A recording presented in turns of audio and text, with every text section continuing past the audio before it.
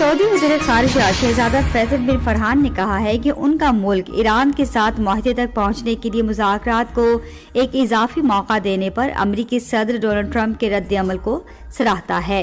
انہوں نے ایکس پر ایک پوسٹ میں اس سلسلے میں پاکستان کی جاری ثالثی کوششوں کی بھی ستائش کی۔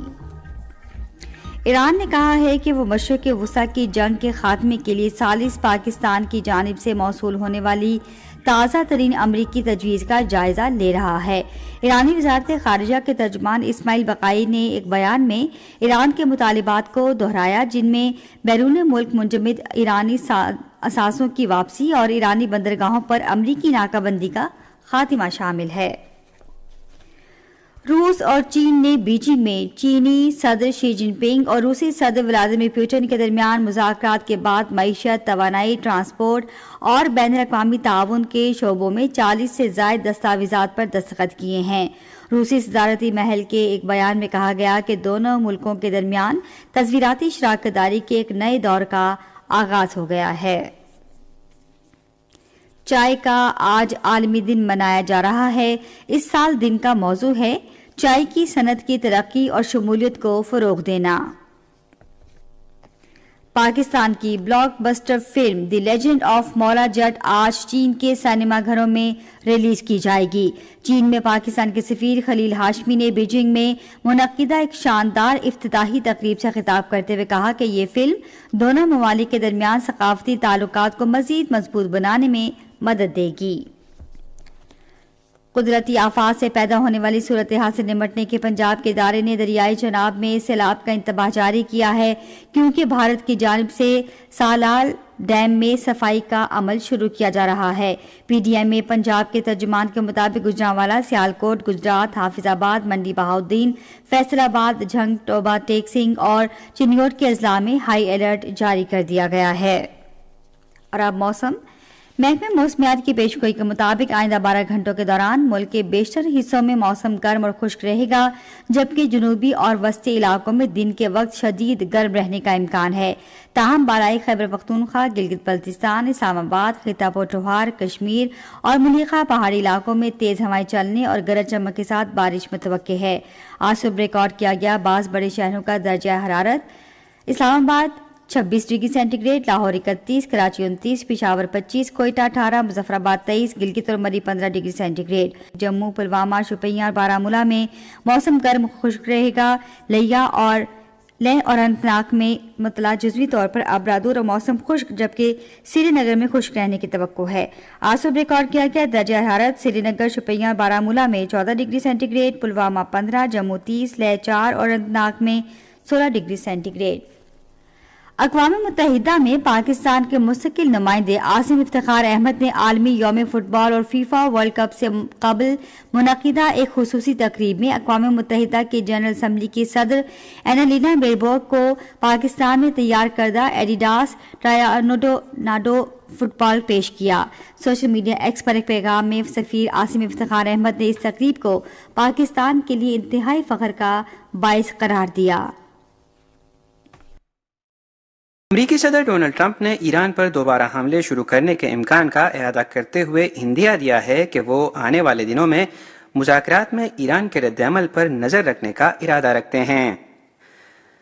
تنازع کو ختم کرنے کے لیے ہونے والے مذاکرات کا مستقبل ابھی تک غیر یقینی ہے، کیونکہ ایران نے کسی بھی فوجی جارحیت کا مقابلہ کرنے کے لیے اپنی تیاری کا اشارہ دیا ہے۔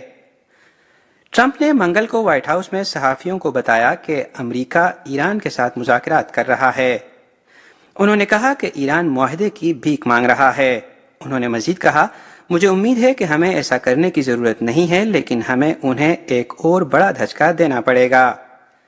ساتھ ہی امریکی صدر نے تجویز دی کہ وہ محدود مدت میں ایران کے رد عمل پر نظر رکھیں گے۔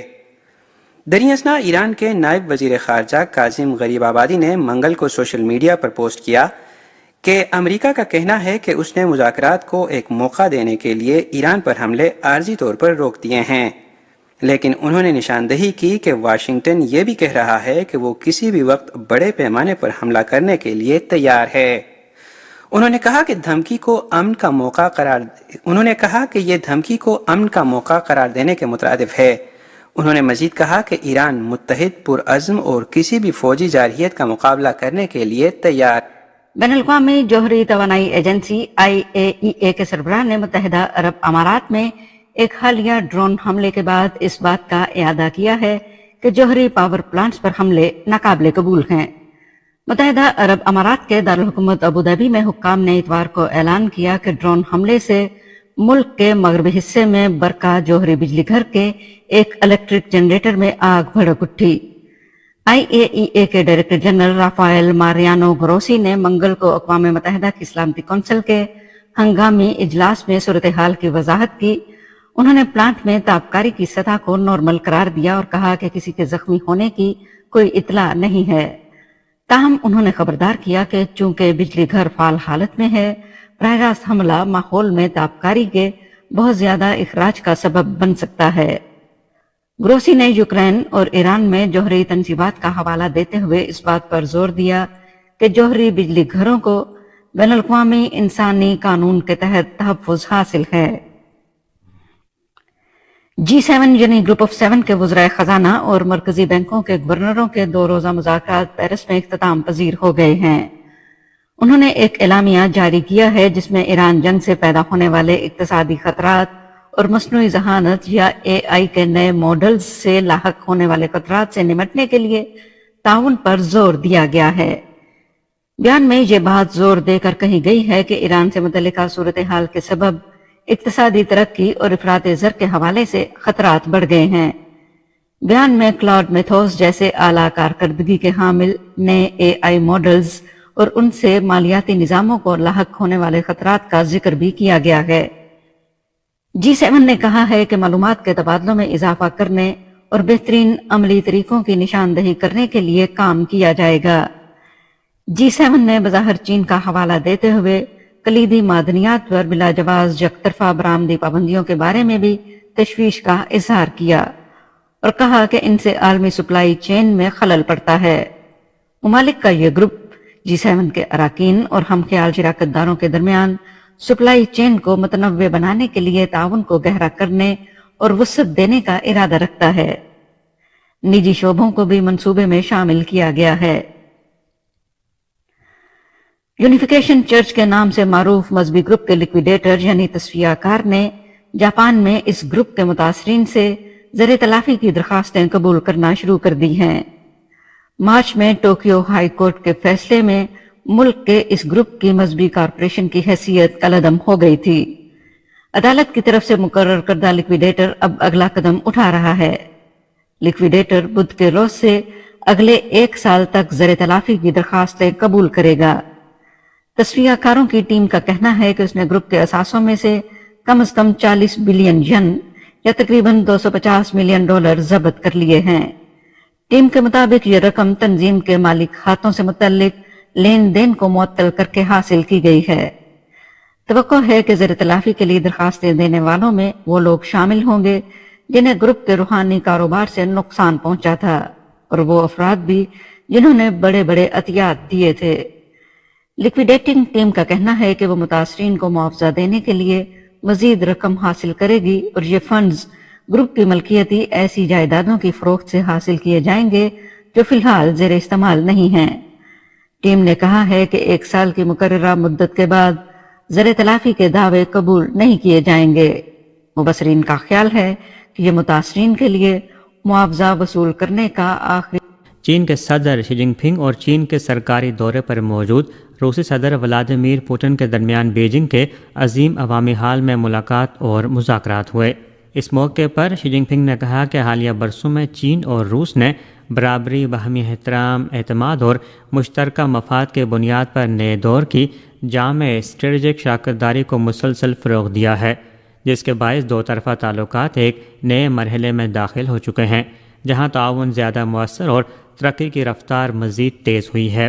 انہوں نے کہا کہ دونوں ممالک کو طویل المدتی اسٹریٹجک ویژن کے ساتھ اعلیٰ معیار کے جامع اسٹریٹجک تعاون کو مزید مضبوط بنانا چاہیے تاکہ قومی ترقی و احیا میں مدد مل سکے اور عالمی نظم و نسق کے نظام کو زیادہ منصفانہ اور متوازن سمت میں آگے بڑھایا جا سکے۔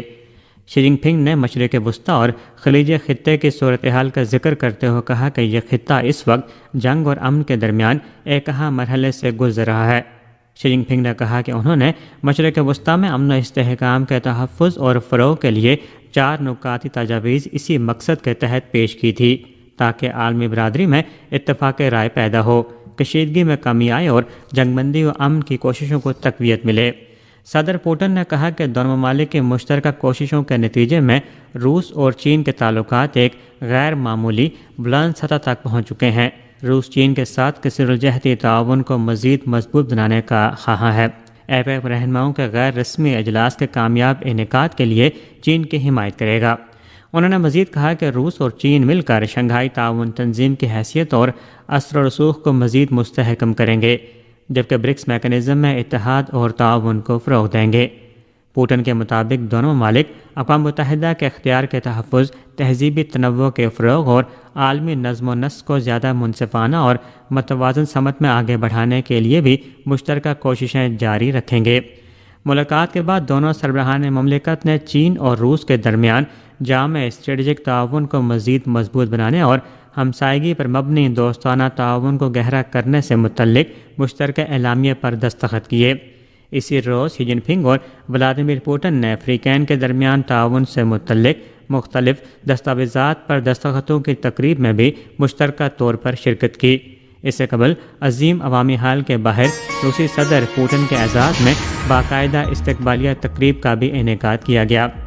دورے کے دوران فریقین نے عالمی کثیر الجہتی اور نئے طرز کے بین الاقوامی تعلقات کے فروغ سے متعلق ایک مشترکہ اعلامیہ جاری کیا، جبکہ دونوں ممالک کے درمیان مختلف شعبوں میں تعاون سے متعلق 20 دیگر معاہدوں اور